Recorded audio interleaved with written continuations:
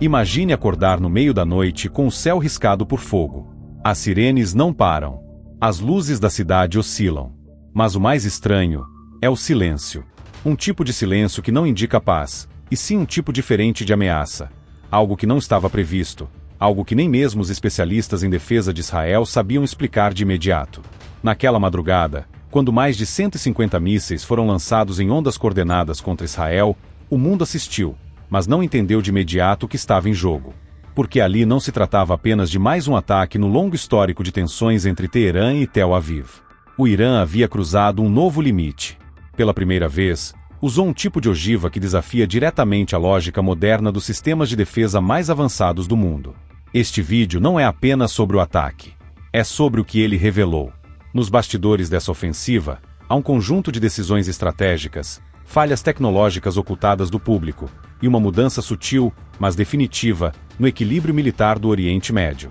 Você vai entender por que esse ataque não foi só perigoso, mas simbólico. E por que, dessa vez, o silêncio internacional é tão ensurdecedor quanto as explosões que varreram os céus de Beerseba, Ashelon e os arredores de Tel Aviv. Por décadas, Israel se apoiou numa ideia, que sua superioridade tecnológica em defesa aérea garantiria a segurança do país mesmo nos piores cenários. O Iron Dome, o David Sling, o Arrow 3. Todos celebrados como escudos quase impenetráveis, capazes de neutralizar ameaças antes mesmo de tocarem o solo. Mas na guerra moderna, o inimigo não precisa mais destruir. Basta sobrecarregar. Basta criar ruído, dúvida e lacunas.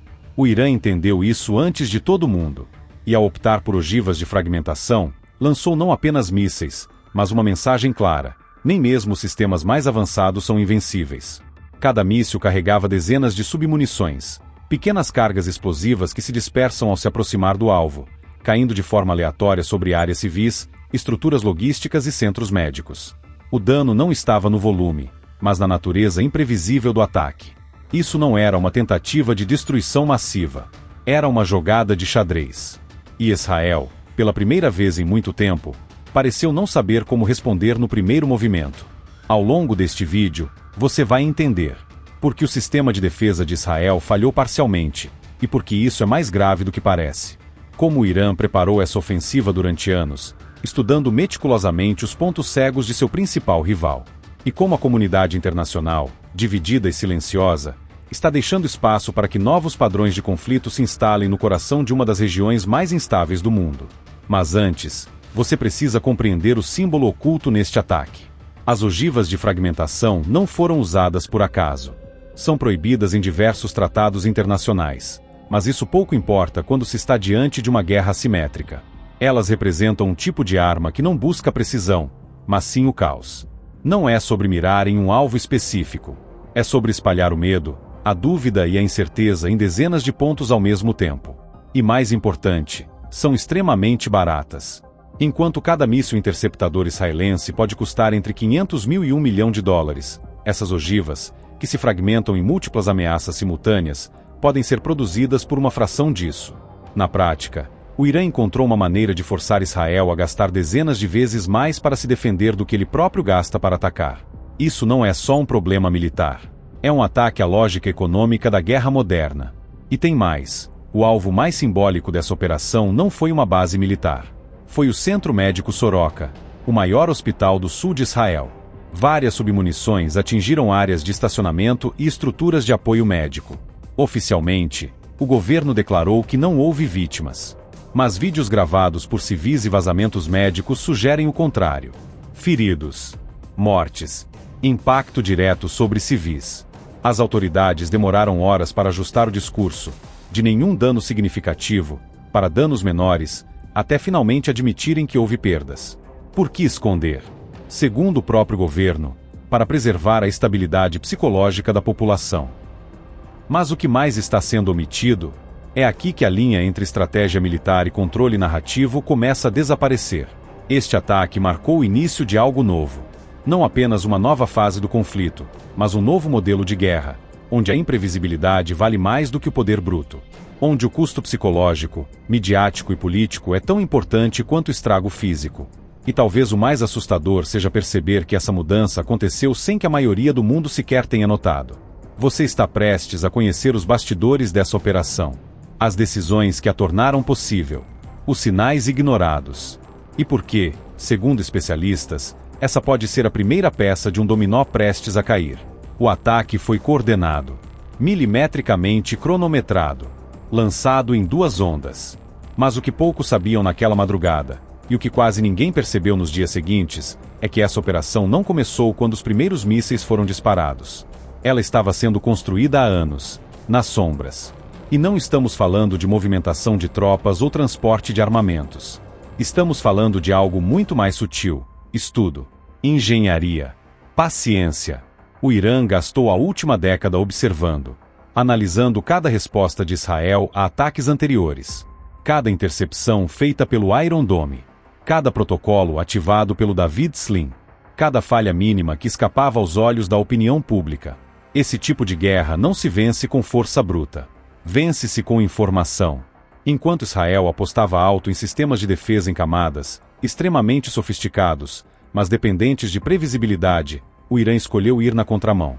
Desenvolveu um tipo de ofensiva que não precisava penetrar as defesas diretamente. Só precisava forçá-las a operar fora do seu padrão ideal. E aí entra a peça central desta história: a ogiva de fragmentação. O conceito por trás dela é simples. Em vez de um míssil com uma única cabeça explosiva que visa um ponto específico, ela carrega dezenas de submunições que se dispersam no ar momentos antes do impacto. Cada submunição se comporta como uma mini-bomba, atingindo áreas aleatórias dentro de um raio estimado. O impacto militar disso? Enorme. Essas submunições são pequenas demais para serem rastreadas em tempo real por sistemas como o Iron Dome, que foram projetados para interceptar objetos maiores e mais previsíveis. O resultado? Um escudo aéreo impotente contra um ataque que, tecnicamente, já se desfez em dezenas de ameaças simultâneas antes mesmo de tocar o solo. Mas o impacto vai além do militar. Porque essa escolha tática atinge o psicológico. A incerteza, o medo, o fato de que você não sabe onde a próxima explosão pode ocorrer. Não sabe se ela vai cair sobre uma base militar ou sobre o estacionamento de um hospital. Esse é o ponto. Essa é a natureza da guerra assimétrica. E o Irã, ao optar por essa tática, não só demonstrou que leu o manual de guerra moderno, como escreveu um novo capítulo. Mas isso levanta uma pergunta que muitos especialistas ainda se fazem. Como um sistema de defesa tão elogiado como o de Israel não previu essa possibilidade? A resposta está em um conceito que poucos ousam abordar: excesso de confiança tecnológica. A superioridade técnica pode ser uma armadilha. Quando um país acredita que seus sistemas são infalíveis, ele deixa de imaginar o improvável. E é aí que mora o perigo. Os sistemas de defesa aérea de Israel foram projetados para lidar com ameaças que vêm uma de cada vez. Missões de drones, mísseis de curto ou longo alcance, mas sempre em um padrão previsível, em que há tempo de reação, cálculo de trajetória, lançamento do interceptador. As ogivas de fragmentação explodem essa lógica. Literalmente. Outro ponto ignorado pela maioria: o custo da defesa. Cada disparo do Iron Dome pode custar centenas de milhares de dólares. Já uma ogiva de fragmentação custa uma fração disso. Em um ataque com 150 mísseis, o Irã pode ter gasto uma quantia irrisória em comparação com o que Israel precisaria gastar para interceptá-los. Isso se conseguisse detectar todas as submunições. O cálculo é simples. O Irã força Israel a gastar milhões, mesmo quando o dano físico do ataque é relativamente controlado. Essa é uma guerra de desgaste silencioso. E o campo de batalha não é só o céu, é a economia, é a estabilidade política, é a confiança da população. E por falar em confiança, o que acontece quando um governo, mesmo com os sistemas mais modernos do mundo, não consegue dizer a verdade imediatamente sobre o que aconteceu? Foi o que se viu nas horas seguintes ao ataque. Inicialmente, o governo israelense declarou que não havia danos relevantes. Depois, admitiu danos menores. Somente após pressão internacional, vídeos vazados e relatos locais, começaram a aparecer indícios de feridos e destruição em áreas civis. Essa mudança de discurso não foi um erro de comunicação. Foi uma decisão. Segundo porta-vozes do governo, A ideia era manter a estabilidade psicológica da população. Mas até que ponto essa escolha compromete a confiança? Em tempos de guerra, a informação é uma arma. E ocultá-la, mesmo com boas intenções, pode abrir espaço para algo ainda mais perigoso: o descrédito. Nos bastidores, sabe-se que algumas lideranças militares de Israel vinham alertando para a possibilidade de um ataque como esse. Que o sistema de defesa precisava de ajustes. Que as táticas convencionais estavam ficando obsoletas. Mas não foram ouvidos. Talvez por orgulho. Talvez por não acreditarem que o Irã teria a ousadia. Ou talvez porque, até então, nenhuma ameaça havia realmente colocado o sistema sob estresse real. Isso mudou. E agora, com os olhos do mundo voltados para a reação israelense, a pergunta não é se haverá uma resposta. A pergunta é: que tipo de resposta será capaz de restaurar a imagem de invulnerabilidade que foi abalada diante de todos? Nas horas seguintes ao ataque, Israel estava em silêncio. Um silêncio que não significava hesitação. Era o tipo de silêncio de quem escuta tudo, mede cada palavra e tenta encontrar uma resposta que não seja apenas eficaz, mas simbólica. Na cúpula de segurança, entre militares e conselheiros estratégicos, a dúvida não era se deveriam responder. A dúvida era como. Porque responder com força bruta seria previsível, e talvez exatamente o que o Irã esperava. Responder com cautela, por outro lado, poderia ser interpretado como fraqueza. O problema é que, nessa nova fase da guerra, cada movimento tem peso político, psicológico e midiático. Israel, uma das nações mais tecnologicamente armadas do planeta, se viu forçado a admitir que seus sistemas têm limites. Que o escudo aéreo, por mais avançado, não é absoluto. E que o inimigo não precisa vencer uma guerra para alcançar o que realmente quer: plantar incerteza. O nome dado ao ataque pelo Irã foi simbólico: Operação True Promise 3. Uma promessa, ou melhor, um aviso, de que eles ainda têm cartas na manga. Enquanto analistas militares se concentravam nas falhas técnicas da defesa israelense, diplomatas corriam para conter algo mais grave: uma escalada. Porque se Israel decidisse retaliar em larga escala, o conflito poderia romper as fronteiras do Oriente Médio.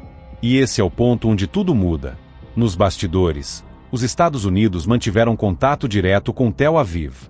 Segundo fontes diplomáticas, a mensagem foi clara: evitem uma reação que possa acender um incêndio global. Washington sabe que um contra-ataque em larga escala pode atrair o Hezbollah no Líbano, milícias no Iraque, e até mesmo envolver potências que hoje preferem se manter em silêncio, como a China e a Rússia. A Rússia, aliás, pediu cessar-fogo imediato e ofereceu, publicamente, um caminho diplomático. Um gesto que, vindo de Moscou, carrega mais estratégia do que idealismo. Já a Europa se mostrou dividida. França e Alemanha pressionam por distensão. Outros países mantêm silêncio. E a China ainda não se posicionou diretamente, mas há indícios de que componentes tecnológicos usados nas ogivas iranianas têm origem indireta no mercado asiático. Esse ataque, por mais localizado que pareça, não diz respeito apenas a Teherã e Tel Aviv. Ele expõe um novo modelo de conflito global. Um modelo em que potências regionais usam tecnologia de baixo custo para desestabilizar rivais com orçamentos militares gigantescos. A guerra se torna uma combinação de drones, mísseis baratos, ataques cibernéticos e campanhas de desinformação. E o campo de batalha deixa de ser apenas físico. Ele se espalha pela internet, pelos mercados, pela opinião pública global. E há um detalhe pouco debatido: a eficiência econômica do ataque iraniano. Cada ogiva de fragmentação custa o equivalente a uma fração de um míssil interceptador israelense. Para cada dólar que o Irã gastou atacando, Israel precisou gastar dezenas se defendendo. Isso cria um novo tipo de desgaste: o financeiro. Mais do que dano material, o Irã infligiu uma pressão logística. Porque manter o escudo ativado, produzir mais interceptadores e sustentar o ritmo da defesa não é sustentável a longo prazo sem apoio externo. E aí está um ponto crítico: se os aliados de Israel começarem a hesitar em fornecer esse suporte, o equilíbrio de forças muda drasticamente. Nas ruas de Tel Aviv, Jerusalém e Ashdod, a população vive um misto de indignação e ansiedade. Indignação por ver a defesa falhar onde não deveria. Ansiedade por não saber como, e quando, virá a resposta. O governo evita promessas públicas. Mas fontes militares indicam que retaliações pontuais, discretas e com alvo cirúrgico já estão em andamento ou sendo consideradas. Não para destruir o Irã, mas para enviar uma mensagem de que a dissuasão ainda está de pé. É uma dança no fio da navalha. Israel precisa responder.